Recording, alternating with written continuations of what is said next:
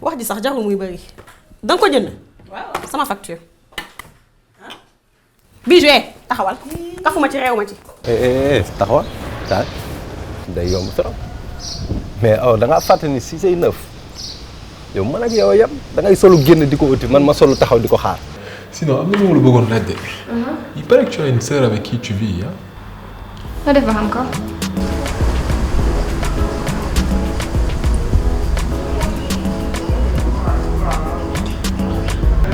Il faut que je règle ce problème-là. maa ngi def. Anta.